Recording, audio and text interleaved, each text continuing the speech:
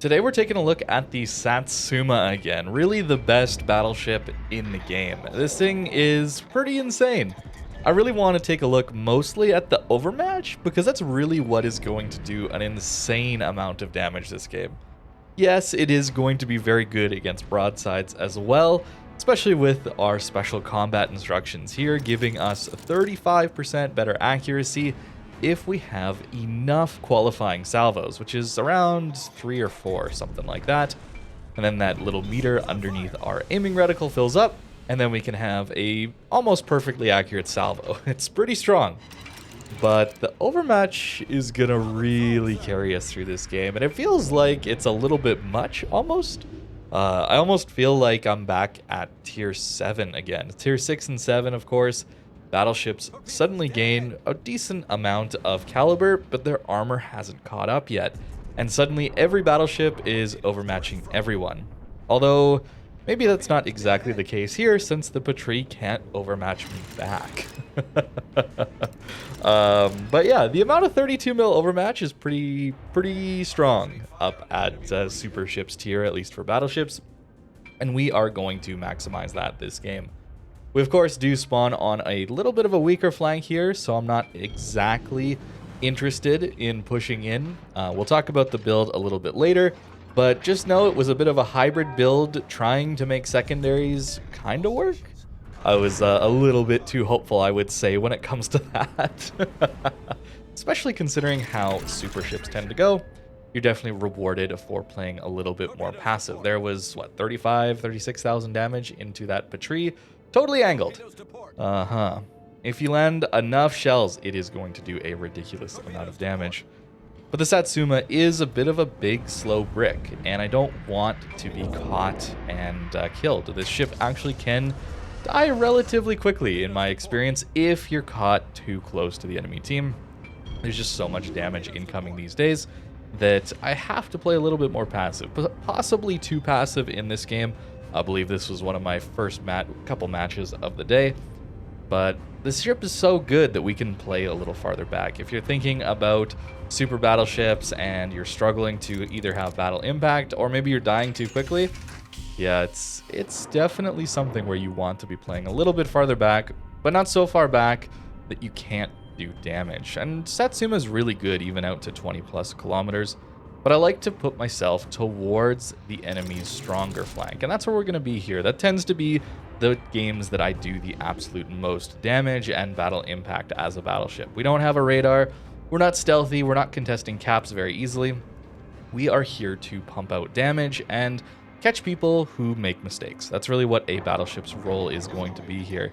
And that's why we are best kiting away, or at least trying to get crossfires on wherever the enemy is their strongest. That's what I really enjoy doing. So this Zhao here trying to push up the flank and seemingly going to turn broadside. The dispersion looks pretty good.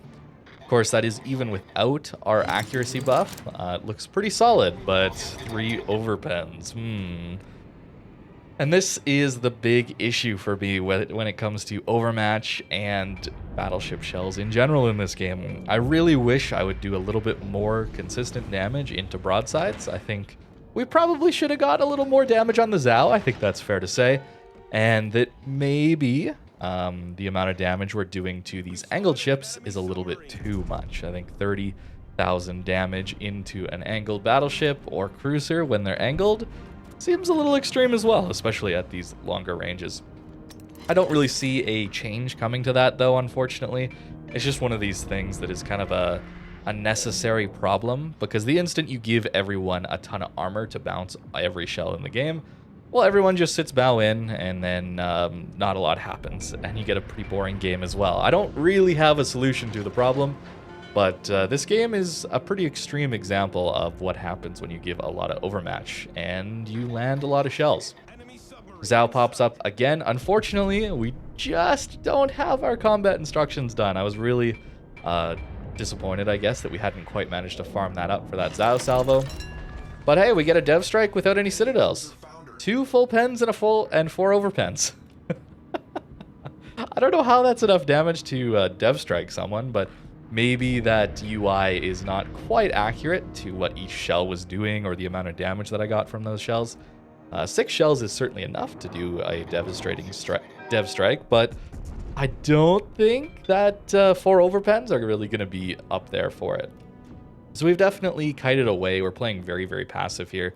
And now I think it is time we could be pushing in another 17k there into the Patrie. I definitely think Satsuma is the strongest super battleship. I don't think it's particularly close either. Patrie can have good games. I mean, you've probably seen them up on the channel before.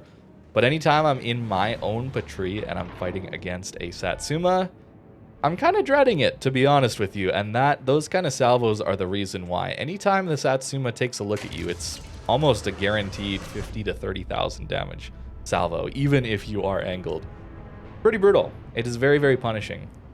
We do finally have our combat instructions for this salvo, and we get a decent damaging salvo. I think we did around, what, 13,000 damage there. Someone else got a Citadel into that Ruprecht beforehand. Definitely a difficult ship to play into super ships would be a Ruprecht. Tier 9 matchmaker, huh, guys? That is pretty disappointing. Although they did kind of beat up on tier 7s for a few years, it's pretty rough playing tier 9 these days. And it doesn't help that a lot of them are pretty significantly weaker than their tier 10 counterpart. And I think that has to do with Wargaming wanting to incentivize grinding towards that tier 10. You got to get the tier 10 if you want the powerful version of a ship. And that makes tier 9 even harder. So hopefully we maybe can see super ships not ever fight tier 9s. That would be another change I would love to see to the matchmaker. If we're just throwing out things that I would like to see changed. Of course, subs and CVs would be on that list. But realistically, I think they could make super ships into maybe not their own tier, but at least only fighting possibly tier 10s. That way tier 9 would have a little bit more room to breathe. It's a little bit extreme. So now that we're pushing in again, we've definitely taken our time in the early game here. We have a lot of HP to use to pressure the enemy team. And at this point, they've pretty much been forced out of the C cap, and that's why I'm pushing up so aggressively on this side of the B cap. I'm trying to use an island here to cover myself from getting into a brawl with this Patrie, and then I want to catch broadsides on the enemy team that is still trying to take control of the A cap. That is very much the contested area of the map here, and I need to be at least applying some pressure to that side of the map if I want to help my teammates over there. We are ahead, certainly right now, but I've definitely seen games slip away, even with this little bit of an advantage we do have right now. Conqueror shooting AP, impressively enough, against broadside ships. Conqueror AP is pretty devastating, but the dispersion, yeah, it's not quite there. I was really, really hoping that this Conqueror would come out broadside, and we got our combat instructions.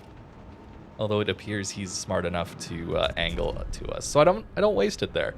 I do really want to save these special combat instructions when I'm playing the Satsuma for that devastating broadside hit. Although we still do over 30k to the Conqueror. See what I mean? Overmatch. Most of our damage has come from angled Overmatch this game. And I'm not sure how I feel about that. It's certainly less rewarding than the broadside dev strike hits. Although we did get one of those already. So even though we didn't get a Citadel in that one, we are still getting decent damage when they're angled. I just think the Overmatch seems a little bit insane, and maybe this is just a one-off game. They're not all like this. Certainly this is definitely a good one when it comes to Overmatch. There we use our funny button, the combat instructions, and we do get ourselves a nice kill on that Annapolis there. Maybe not necessary, although the Conqueror did take out the Edgar quite quickly afterwards, so it's possible that Annapolis would have survived without our salvo there, considering there's only a Holland and a submarine there. But it's still nice for us to get those cross shots. I won't lie, that's one of the most satisfying things in the game for me, is getting those crazy long-range cross-shot dev strikes. They're very, very satisfying. And the Satsuma, with its combat instructions, is probably one of the better ones at doing that. And of course, we have now pretty much got control of this game. And that really is the Satsuma. It's a really, really good ship for applying pressure to whatever side of the map needs it. A lot of these maps are pretty open these days. We have a lot of short islands that are very easy to shoot over.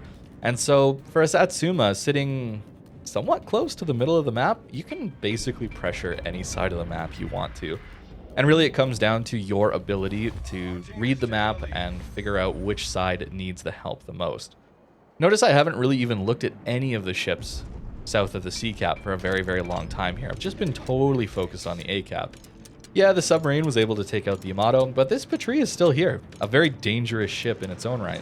But I've just pretty much ignored it in favor of going after the higher priority ships, the ones that are more likely to take ground, to control a cap zones that is a little bit not under our control. Very contested, I guess I should say. It's definitely something that we should be trying to go for, is help whatever side of the map is the contested cap, the one that's going to snowball and win the game. Pushing forward here a little bit, we will try and get some shells on the Patrie. We see the cap is getting contested in B, which can only be the submarine, and I don't want to fight a submarine. So we're just going to put a giant rock in between us and ignore it for now, and then try and take out this Patrie. So 245 already. Satsuma really does just rack up damage. There you go, another 25k, 270. The ship really is amazing. I think it is definitely the best super battleship. Maybe not necessarily the best super ship, although it would be up there certainly. Things like Condi and Annapolis would definitely give it a run for its money, or maybe some of the super carriers. But if you're looking for a ridiculously strong battleship, Satsuma is really the one to go for, I think. That should be your first super battleship that you get. Patrie's alright, Hannover's alright. Ushikov I find pretty disappointing, honestly. I'm not very interested in playing that one at all these days, especially when I have a Satsuma available to me. And yeah, we do miss out on that last salvo on the Patrie, but we had so many crazy ones this game, I think it was bound to happen. We'd get that one unfortunate bit of dispersion. And that's going to do it. We have a decent game here on the Satsuma. A lot of fun, honestly, playing this ship, but I do think the Overmatch, at least in this one, was a little bit extreme. Dev Strike, high caliber, pretty standard things to see on a Satsuma, and a really good game. But I didn't really get the opportunity to really maximize this build, unfortunately. It is a bit of a hybrid build. I'm trying to see what these secondaries are going to do. The problem, of course, is you're just so incentivized to play farther back than what the secondaries do allow. With this build, 9.7 kilometer range. And the interesting thing here is the 100mm secondaries. Well, we know those pen 30mm, which is very, very good. And then you have some 203 secondaries on this ship. You actually have some of those heavy cruiser guns, and kind of interesting to see what they would do. But I haven't had a game yet that has actually maximized them. But this one, the Overmatch was too crazy for me to not talk about it. As for the equipment, we're still using main gun reload and main gun accuracy. That's the thing about secondaries builds these days. They're just so situational, and they're very, very difficult to have them do enough damage to make it valuable, valuable enough to take secondary mod over the aiming systems or auxiliary armaments over the main battery mod. You really need a very specialized ship like Schlieffen, and even then, you could definitely argue that getting a little more accuracy and reload out of the main guns would net you even more damage. That's kind of the thing. So the hybrid build like that is probably the way to go if you want to try secondaries on most ships these days. Satsuma is probably not the one to go for, but I'm kind of crazy and try these things anyway. But hey, we still get some good games anyway. So thank you very much for watching, and I hope you have a great rest of your day.